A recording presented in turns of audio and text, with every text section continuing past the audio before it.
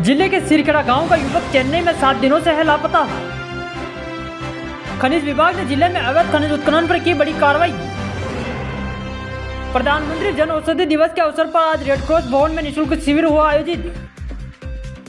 महिला दिवस के उपलक्ष्य में कांग्रेस कार्यालय गांधी भवन में एक विशेष कार्यक्रम आयोजित। महू रोड पर हुए भयानक सड़क हादसे में 13 वर्षीय बच्चे की मौत के बाद आज नीमच पुलिस ने चलाया बसों की चेकिंग अभियान। मध्य प्रदेश के मुख्यमंत्री डॉक्टर मोहन यादव के भाई नारायण यादव आज अल्प समय के लिए पहुंचे नीमच।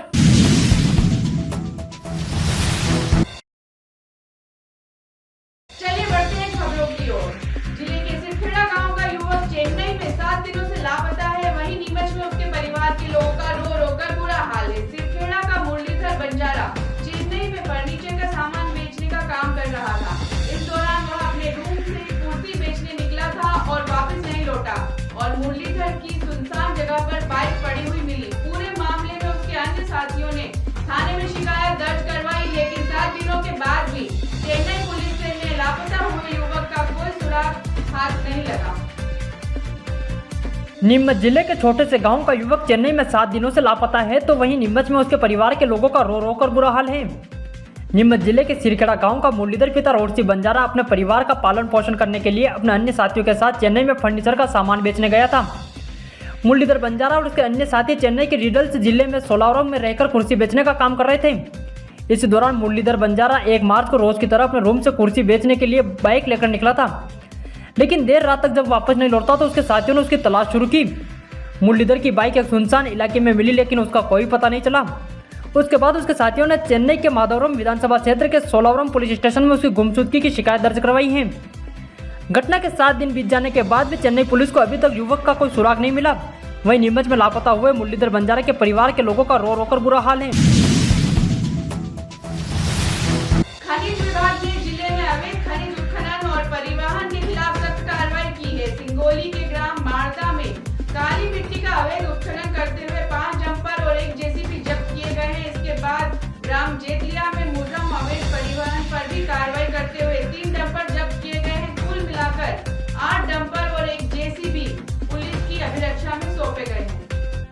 खनिज विभाग द्वारा जिले में अवैध खनिज उत्खनन और परिवहन के खिलाफ चल रही बड़ी कार्रवाई के तहत कल रात सिंगोली क्षेत्र के गांव बांडा में बड़ी कार्रवाई की गई। दरअसल तहसीलदार बीके मकवाना जब भूमि व्यवस्थापक के संबंध के कार्य के लिए बांदा पहुंचे तो उन्होंने वहां देखा कि जेसीबी द्वारा काली मिट्टी का अवैध उत्खनन करते हुए डंपरों के माध्यम से राजस्थान भेजी जा रही। तहसीलदार मकवाना ने तुरंत खनिज अधिकारी आरिफ खान को सूचना दी। खनिज अधिकारी अपनी टीम के साथ मौके पर पहुंचे। जांच में पाया गया कि राकेश धाकड़ नामक व्यक्ति अवैध रूप से काली मिट्टी का उत्खनन कर रहा था और डंपरों के जरिए राजस्थान भेज रहा था। मौके पर 1 जेसीबी और 5 डंपर जब्त किए गए। इसके बाद खनिज विभाग की टीम ने ग्राम जेतलिया पहुंचकर मुरम के अवैध परिवहन की सूचना पर भी कार्रवाई की। यहाँ 3 डंपर मुरम का अवैध परिवहन करते पाए गए। डंपरों के मालिक मदन सिंह ने बताया कि मुरम पंचायत के कार्य के लिए भेजा जा रहा है, जबकि डंपर चालक ने बताया कि मुरम का उपयोग निजी भूमि में डालने के लिए किया जा रहा है। इस कार्रवाई में 8 डंपर और 1 जेसीबी जब्त कर ली गई और सभी वाहनों को रतनगढ़ थाने में सौंपा गया है। सिंगोली क्षेत्र के ग्राम मारना में सूचना प्राप्त हुई थी, वहाँ पे मिट्टी का अवैध उत्खनन कर राजस्थान परिवहन करके विक्रय किया जा रहा है। उस संबंध में वहाँ पे तहसीलदार और हमारे द्वारा 5 डंपर और 1 जेसीबी जब्त की गई। सर कौन लोग थे, क्या नाम है? नाम का तो एग्जैक्टली वहाँ पंचनामा वगैरह मौके पर बनाया गया है ना। वहाँ पे अभी नक्शा और कितना उत्खनन हुआ संबंध में कार्रवाई प्रचलित है। सर देखा जाता है कि रतनगढ़ के जाट क्षेत्र और सिंगोली जो है राजस्थान से लगे हुए और वहाँ जो अवैध खनन और राजस्थान एमपी में जो चलता है उसको लेकर किस तरह की जो कार्रवाई चल रही है और क्या आगे का कार्रवाई रहेगी? नहीं, राजस्व अधिकारी को भी बताया गया है कि कहीं कोई इस तरह की सूचना मिलती है तो वो तत्काल हमें भी अवगत कराएं, अपने स्तर पर भी कार्रवाई करें। क्योंकि वहाँ पे जब कार्रवाई चल रही थी तो फिर एक और अन्य सूचना प्राप्त हुई कि वहाँ पे मुरम का भी अवैध उत्खनन किया जा रहा है। तो वहाँ से भी मौके पे 3 डंपर पकड़े गए। इस तरह से कुल 8 डंपर और 1 जेसीबी जब्त की गई है।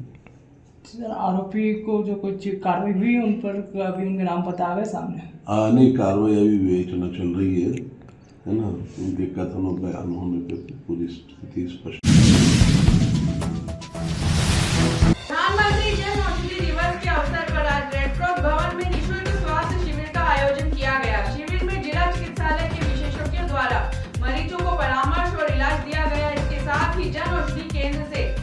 सस्ती और गुणवत्ता वाली दवाइयां भी वितरित की गई। शिविर में बड़ी संख्या में लोगों ने लाभ उठाया। प्रधानमंत्री जन औषधि दिवस के अवसर पर शहर के रेड क्रॉस भवन में निःशुल्क स्वास्थ्य शिविर का आयोजन किया गया। यह आयोजन देश और प्रदेश के साथ ही नीमच में भी 7वें जन औषधि दिवस के रूप में मनाया जा रहा है। शिविर सुबह 10 बजे से शुरू हुआ जो शाम 4 बजे तक चलता रहेगा। शिविर में जिला चिकित्सालय के विशेषज्ञ चिकित्सकों द्वारा बड़ी संख्या में पहुंचे और मरीजों को निःशुल्क परामर्श और उपचार प्रदान किया। शिविर में ब्लड प्रेशर, शुगर सहित अन्य स्वास्थ्य जांचें की गई। इसके साथ ही जन औषधि केंद्र के माध्यम से आवश्यकता के अनुसार मरीजों को दवाइयाँ भी वितरित की गई। शिविर का उद्देश्य लोगों को सस्ती और गुणवत्ता वाली दवाइयाँ उपलब्ध कराना था। बड़ी संख्या में मरीजों ने शिविर का लाभ उठाया और अपने स्वास्थ्य संबंधी समस्याओं का समाधान प्राप्त किया। गाँव में निःशुल्क शिविर का आयोजन किया गया, किस तरह का शिविर है और किन बीमारी की जांच की गई? ये सामान्य हेल्थ परीक्षण है, जनरल हेल्थ चेकअप है। सभी तरह के मरीजों को यहाँ बुलाया गया है, सभी तरह के मरीजों का सामान्य परीक्षण कर रहे हैं। उसके अलावा जिन मरीजों को पहले से बीपी, शुगर, दमा, थायराइड या फिर हार्ट अटैक या पैरालिसिस जैसी समस्याएं हैं, ऐसी समस्याओं का उपचार कर रहे हैं। कई सारे नए पेशेंट जो नॉर्मली हमारे यहाँ बीपी शुगर नपाने आए हैं, उनका भी बीपी शुगर के अलावा इन सारी चीज़ों की स्क्रीनिंग कर रहे हैं।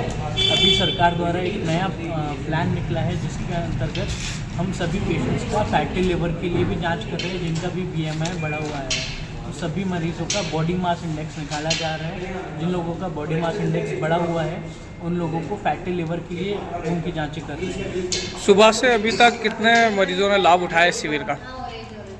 ये जो शिविर चल रहा है जनरल परीक्षण के लिए, इसमें हम लोग आज ही के दिन की बात करें तो अभी लगभग 60 से 70 मरीज अभी हो गए हैं। उम्मीद है कि आज ही के दिन में हम 100-110 के ऊपर पार करेंगे। लगभग 2 हफ्ते से चल रहे इस शिविर में हमने 1000 से ज़्यादा मरीजों ने इसका लाभ उठाया है। कई सारे मरीज हैं जिनकी दवाइयाँ जो थी वो गड़बड़ हुई, दवाइयाँ ठीक करी हैं। जिन लोगों को फैटी लिवर डिटेक्ट हुआ है, हम उन लोगों को किस तरह से आगे खाने पीने में ध्यान रखना है और किस तरह से गोलियाँ लेनी है उसके लिए लाभ उठा पाए हैं। कई सारे मरीज थे जिनको सिर्फ बीपी या सिर्फ शुगर था, उनकी भी स्वास्थ्य परीक्षण के जरिए उन्हें पता लगाया है कि अभी आपने कहा दवाइयों में गड़बड़ थी, ये किन लापरवाहियों की वजह से गड़बड़ हुई?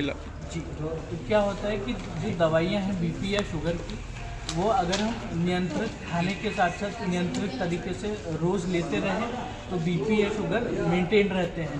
लेकिन उम्र के साथ साथ या फिर गोलियां गड़बड़ करने की वजह से इनकी ज़रूरत कम या ज़्यादा हो सकती है। इसके अलावा भी इन्फेक्शन हो जाए, कुछ और बीमारियां साथ में हो जाए या फिर तकलीफ़ें बढ़ जाए तो हमको ये गोलियां कम या ज़्यादा करनी पड़ती हैं। शिविर कब से चला और कब तक चला?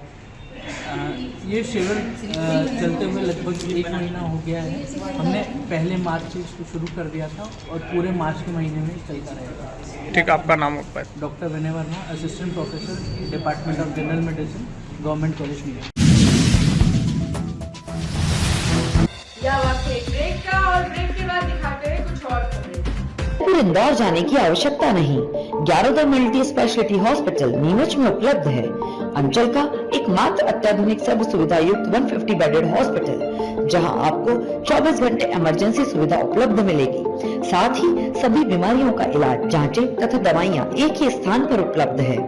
20 स्पेशलिस्ट डॉक्टर की विशाल व अनुभवी टीम के साथ उपलब्ध सेवाएं, अस्थि रोग, शिशु रोग, महिला एवं प्रसूति रोग, लेजर सर्जरी, न्यूरो एवं स्पाइन सर्जरी, यूरोलॉजी, जनरल एवं लेप्रोस्कोपी सर्जरी, क्रिटिकल केयर एवं ट्रॉमा, मुख कैंसर रोग, जनरल मेडिसिन, फिजियोथेरेपी। इसके अतिरिक्त 15 बेडेड अत्याधुनिक मशीनों युक्त ICU, ultra modern 7 bedded dialysis unit, 10 bed नवजात शिशु and ICU, 4 modular operation theatre, अत्याधुनिक लैब एवं रेडियोलॉजी विभाग, सर्व सुविधा युक्त वार्ड एवं प्राइवेट रूम, 24 घंटे एम्बुलेंस सुविधा। ब्रेक के बाद आपका स्वागत है। चलिए बढ़ते हैं खबरों की ओर। महिला दिवस के उपलक्ष्य में कांग्रेस कार्यालय गांधी भवन में एक विशेष कार्यक्रम का आयोजन किया गया, जिसमें महिलाओं के योगदान को सराहा गया और उन्हें सम्मानित किया गया। साथ ही देवयानी गंगवाल को इंटरनेशनल सीनियर इंडियन बास्केटबॉल प्रतियोगिता में गोल्ड मेडल जीतने पर भी सम्मानित किया गया। कल 8 मार्च को महिला दिवस मनाया जाएगा। वहीं इस अवसर पर आज कांग्रेस कार्यालय गांधी भवन में विशेष कार्यक्रम का आयोजन किया गया। इस कार्यक्रम में महिलाओं का सम्मान किया गया और उनके योगदान को सराहा गया। कांग्रेस नेत्री आशा सांबर ने इस अवसर पर अपनी उपस्थिति दर्ज कराते हुए महिलाओं की सराहना की और कहा कि महिला हर क्षेत्र में आगे हैं, चाहे वह खेल हो, नौकरी हो या समाज, हर क्षेत्र में महिलाओं ने अपने उत्कृष्ट कार्यों से खुद को साबित कर रही हैं।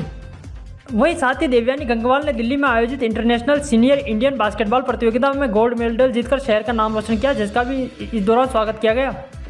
इस मौके पर कई प्रमुख महिलाएं उपस्थित थी, जिनमें मधु बंसल, अनिता गन्नेटवाल, अंजना सोनकर, रानी मसूदी, ज्योति यादव, समिधा मिर्जा और निजामा भी शामिल थी। सबसे पहले तो मैं सभी महिलाओं को महिला दिवस की बहुत बहुत शुभकामनाएं देना चाहती हूँ। आज इस उपलक्ष्य में बस मैं ये चाहती हूँ कि महिलाएं सिर्फ आज कदम से कदम बढ़ाकर तो चल रही हैं, पर उनको जो मेंटल सपोर्ट मिलना चाहिए वो मेंटल सपोर्ट उतना नहीं मिल पाता है। अगर आज वो घर पे जा रही हैं, उन्हें घर का भी काम करना है, उन्हें बाहर का भी करना है, उन्हें हर तरीके से समझना बहुत ज़रूरी है, स्पेशली मेंटली बहुत समझना ज़रूरी है। आज अगर वो जितना खुश हम डिलीवरी कराने के बाद अगर हम बोलते हैं कि बेटा हुआ है, जितनी खुशी उस पर होती है उतनी खुशी बेटी में भी होनी चाहिए, एक इक्वालिटी आनी चाहिए। और वो जब जिस दिन आ जाएगी, हम महिलाएं पूर्ण रूप से अच्छे स्वतंत्रता से हमारा महिला दिवस मना पाएंगे। महू रोड पर हुए भयानक सड़क हादसे में 13 वर्षीय बच्चे की मौत के बाद आज नीमच पुलिस ने बसों की चेकिंग अभियान चलाया। पुलिस अधीक्षक अंकित जायसवाल के नेतृत्व में बसों का फिटनेस, इंश्योरेंस, अग्निशमन यंत्र और फर्स्ट एड बॉक्स की जांच की गई। इस दौरान कई बसों में सुरक्षा उपकरण खराब पाए गए और वाहन चालकों को सुधारने की हिदायत दी गई। कल महू रोड पर एक भयानक सड़क हादसा हुआ था और बस की चपेट में आने से 13 वर्षीय बच्चे की दर्दनाक मौत हो गई थी। वहीं आज नीमच पुलिस ने महू रोड पर बसों की चेकिंग अभियान चलाया। पुलिस अधीक्षक अंकित जायसवाल, अतिरिक्त पुलिस अधीक्षक नवल सिंह सिसोदिया और नगर पुलिस अधीक्षक अभिषेक रंजन के निर्देशन में यह अभियान चलाया गया। चेकिंग के दौरान बसों का फिटनेस, इंश्योरेंस, अग्निशमन यंत्र, फर्स्ट एड बॉक्स और परमिट सहित सवारी क्षमता की जांच की गई। कई बसों में अग्निशमन यंत्र और फर्स्ट एड बॉक्स खराब पाए गए। वाहन चालकों को इन्हें ठीक करने की हिदायत दी गई और निर्धारित वर्दी पहनने की चेतावनी दी गई। इसके अलावा बसों में तेज रफ्तार और ज्वलनशील प्रदान रखने से जुड़ी समस्याओं पर भी ध्यान दिया गया। यात्रियों से उनके सफर के अनुभव पर चर्चा की गई और सुरक्षा और सुनिश्चित करने के लिए सभी को जागरूक किया गया। मध्य प्रदेश के मुख्यमंत्री डॉक्टर मोहन यादव के भाई नारायण यादव आज अल्प समय के लिए नीमच पहुंचे। उनके स्वागत के लिए भाजपा विधायक दिलीप सिंह परिहार, भाजपा कार्यकर्ता और नीमच के पत्रकारों ने उनका भव्य स्वागत किया।